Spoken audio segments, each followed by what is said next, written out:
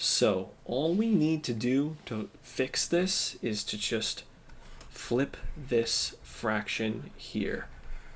So what we would draw instead would be log 512 over log 8. And then you could put this into your calculator to get the correct answer.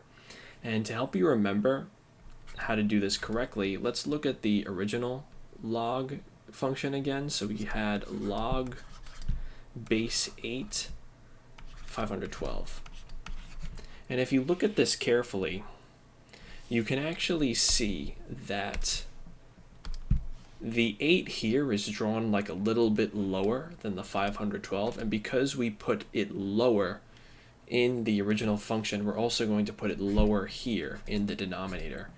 And just remember that the number that's drawn larger, so in this case that'd be the 512, that goes on top of the fraction. So the 512 goes into the numerator and the 8 goes into the denominator. And of course you put log base 10 in both the numerator and denominator. And to help you understand how this would work into the calculator, I'll show you how to actually put it in. So you would start with log, and it's important to remember, so I'll just write this here. So like, as far as your calculator is concerned, like log base 10 of 100 is just equal to log of 100, because whenever we see log here, it's automatically assumed that it has a base of 10 if no base is already written in for it.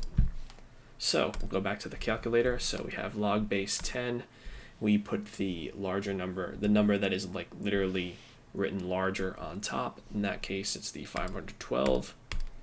And then we divide that by log base 10 of 8. And I'll just close the parentheses. And you see here that we get 3. And how could we test to see if this is correct? Well, whenever we have a logarithm, right? So I'll just write it one more time.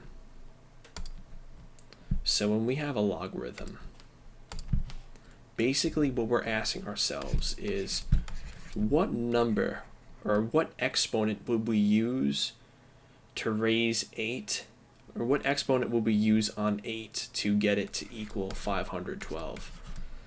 So we're basically looking for the exponent here. Like if we had, I'll draw this over here. If we had 8, right, we wanted to raise it by some number, what number will we use to get it to equal 512? Every time you write a logarithm, you're basically asking yourself this question here.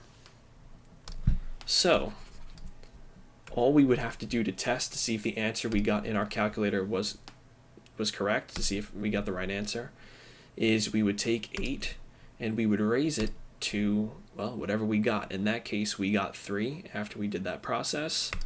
So we raise 8 to the 3rd power, and you could see that we actually get 512 as our answer. So we know that this is correct. Thank you very much for watching this video. If you are interested in seeing more tutorials related to mathematics, please subscribe. And if you are interested in online tutoring, check out the description of this video. You may find something helpful.